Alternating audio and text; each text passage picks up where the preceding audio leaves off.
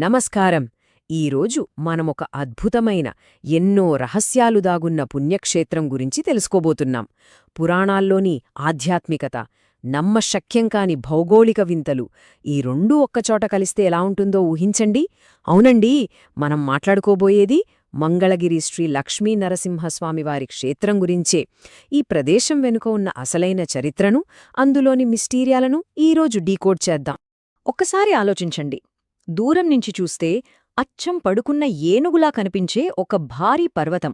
అందులో కొలువైన స్వామివారు ప్రతిరోజూ వందల కొద్ది లీటర్ల చక్కెరనీటిని, అదేనండి తీయటి పానకాన్ని తాగుతారు.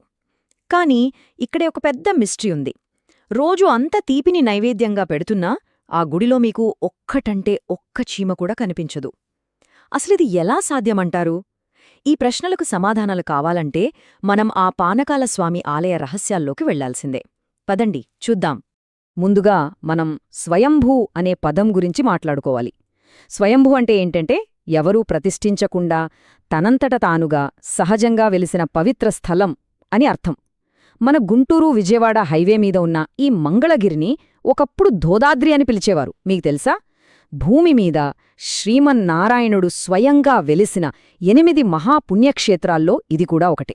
అంటే శ్రీరంగం, తిరుమల వెంకటాద్రి లాంటి మహాక్షేత్రాలతో సమానమైన అత్యంత ప్రాచీనమైన పవిత్రమైన ప్రదేశమిదనమాట. మరి ఏనుగు ఆకారపు కొండ వెనుకున్న కథ ఎక్కడ మొదలైంది? ఇది మనం కృతయుగం నాటి రోజుల్లోకి వెళ్లి తెలుసుకోవాలి. అప్పట్లో పరియత్రుడు అనే ఒక మహారాజు ఉండేవాడు. ఆయనకు హ్రస్వశృంగి అనే కొడుకు పుట్టాడు. కాని విచిత్రంగా ఆ రాకుమారుడు మనిషి రూపంలో కాకుండా ఒక జంతువు అంటే జింక రూపంలో పుట్టాడు.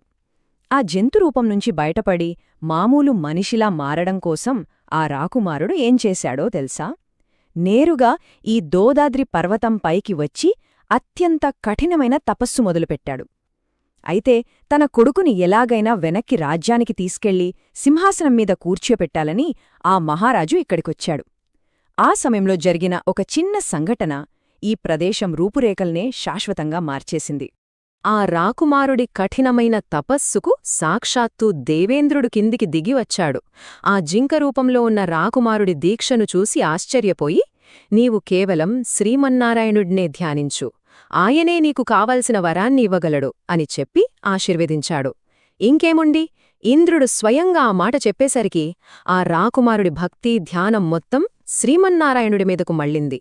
ఇక్కడే కథలో ఒక అద్భుతమైన మలుపుంది. అదేంటంటే, తండ్రి వచ్చి తనని బలవంతంగా రాజ్యానికి తీసుకువెళ్తే ఆ నారాయణుడి ఆశీర్వాదం దక్కకుండా పోతుందేమో అని హ్రస్వశృంగి భయపడ్డాడు. ఆ భగవంతుడికి దూరం కావడం ఏమాత్రం ఇష్టం లేక ఆ రాకుమారుడు ఒక ఊహించని నిర్ణయం తీసుకున్నాడు. తన జీవితాన్ని, రాజ్యాన్ని వదిలేసి భగవంతుడికి ఎప్పుడికీ దగ్గరగా ఉండిపోవడం కోసం తనను తాను ఒక భారీ ఏనుగాకారంలో ఉన్న పర్వతంగా మార్చేసుకున్నాడు. అవునండి, మనెప్పుడు చూస్తున్న ఆ ఏనుగాకారపు కొండ అక్షరలా ఆ రాకుమారుడి భక్తికి సజీవ సాక్ష్యం.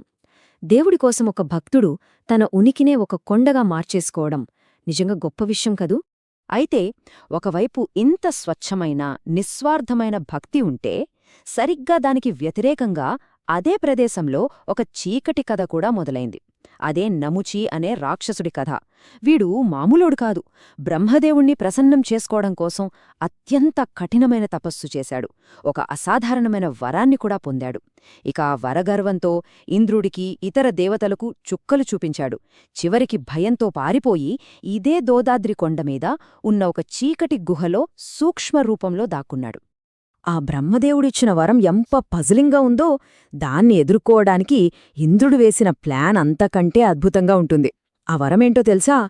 ఆ రాక్షసుడికి తడిగా ఉన్న ఏ వస్తువుతో కాని, పూర్తిగా ఎండిపోయిన ఏ వస్తువుతో కాని చావు రాకూడదు. వినడానికిది పూర్తిగా అసాధ్యమనిపిస్తుంది కదా? కాని శ్రీమన్నారాయణుడి సహాయంతో ఇంద్రుడు ఒక అద్భుతమైన ఐడియా ఆలోచించాడు. అదే సముద్రపు నురగ. లాజికేంటంటే, నురగ అనేది నీళ్లలాగా పూర్తిగా తడికాదు, అలాగని పొడిగానూ ఉండదు కదా. ఇక ఆ తర్వాత జరిగిన యుద్ధం మామూలుగా లేదు. దేవేంద్రుడు ఆ సముద్రపు నురగలో ఏకంగా శ్రీమన్నారాయణుడి సుదర్శన చక్రాన్ని ముంచి ఈ దోదాద్రి పర్వతం వైపు బలంగా విసిరాడు. ఆ సుదర్శన చక్రం కాస్త అత్యంత భయంకరమైన శక్తివంతమైన ఉగ్ర నరసింహుడిగా అవతరించి ఆ రాక్షసుడైన నముచిని అంతమొందించింది. ఆ దైవిక శక్తి దాటికి ఆ రాక్షసుడు పాతాళంలో కలిసిపోయాడు. కాని స్వామివారి ఆ ఉగ్రరూపం, ఆ కోపం ఎంత తీవ్రంగా ఉందంటే రాక్షస సంహారం పూర్తయ్యాక కూడా ఆయన ఏమాత్రం శాంతించలేదు. అలా రౌద్రరూపంలో ఉన్న స్వామిని శాంతింపచేయడానికి దేవతలంతా కలిసి అమృతాన్ని నైవేద్యంగా సమర్పించారు. ఆ అమృతం సేవించిన తర్వాతే స్వామివారు కొద్దిగా శాంతించారు. ఇక్కడొక ఇంట్రెస్టింగ్ పాయింట్ ఏంటంటే, ఆ ఉగ్ర నరసింహుణ్ణి శాంతింపచేయడానికి యుగాలను బట్టి నైవేద్యాలు మారుతూ వచ్చాయి. త్రేతాయుగంలో నెయ్యి అర్పించేవారు, ద్వాపరయుగంలో పాలు. ఇక ఇప్పుడు మనమున్న ఈ కలియుగంలో మాత్రం పానకం అంటే బెల్లం, పంచదార, చెరుకురసం కలిపిన పానకం తాగితేనే తాను శాంతిస్తానని సాక్షాత్తు స్వామివారే స్వయంగా వరమిచ్చారు. సరే, అసలీ పర్వతానికి మంగళగిరి అనే ఆ అందమైన పేరు ఎలా వచ్చింది? ఇందాక మనం మాట్లాడుకున్నాం కదా, ఏనుగు రూపంలో ఉన్న హ్రస్వశృంగి ప్రార్థన మేరకు నారాయణుడు ఎప్పటికీ ఈ పర్వతం మీదే కొలువై ఉండిపోయాడు. ఆయనతో పాటే సాక్షాత్తు లక్ష్మీదేవి కూడా ఇక్కడే వెలిసింది. అమ్మవారు స్వయంగా అడుగుపెట్టిన అత్యంత పవిత్రమైన, శుభకరమైన ప్రదేశం కాబట్టే దీనికి మంగళగిరి అనే పేరు స్థిరపడిపోయింది. మంగళమంటే శుభం, గిరి అంటే పర్వతం, అంటే నిరంతరం శుభాలను పంచే పవిత్ర పర్వతమన్నమాట. ఇక ఇప్పుడు మళ్ళీ మనం ప్రెజెంట్లోకి వద్దాం. ఈ గర్భగుడిలో పానకాల స్వామివారికి ఎటువంటి విగ్రహం ఉండదు. కేవలం ఒక 15 సెంటీమీటర్ల మేర నోరు తెరిచి ఉన్నట్లుగా ఒక రంధ్రం మాత్రమే ఉంటుంది. అసలైన మిరాకిల్ ఇక్కడే జరుగుతోంది. భక్తులు శంఖంతో పానకాన్ని పోస్తున్నప్పుడు ఆ రాతి గుహలోంచి స్పష్టంగా గుటకా వేస్తున్న శబ్దం వినిపిస్తుంది. అంటే నిజంగానే ఎవరైనా పానకం తాగుతున్నట్లు. ఆ శబ్దం నెమ్మదిగా పెరిగి కరెక్టుగా సగం పానకం అవ్వగానే టక్కునాగిపోతుంది. ఆ మిగిలిన సగాన్ని మనకే ప్రసాదంగా ఇచ్చేస్తారు. ఎంత ఆశ్చర్యం కదా! ఇందాక నేను చెప్పినట్లు గుడి అంతా తీయటి పానకం ఒలికినా ఒక్క చీమ కూడా చేరదు. అంతేకాదు, రాత్రివేళల్లో దేవతలు స్వయంగా వచ్చి స్వామిని పూజిస్తారని నమ్మకం. అందుకే చీకటి పడ్డాక మనుషులెవరికి అక్కడికి అనుమతి ఉండదు.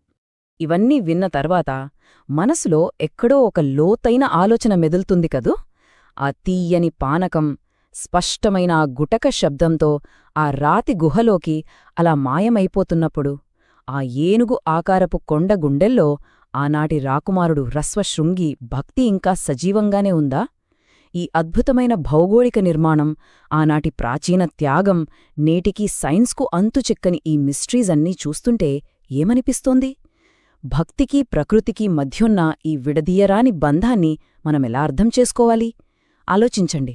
బహుశా కొన్ని అద్భుతాలు ఏ తర్కానికి అందకుండా ఉంటేనే వాటికంత అందమేమో.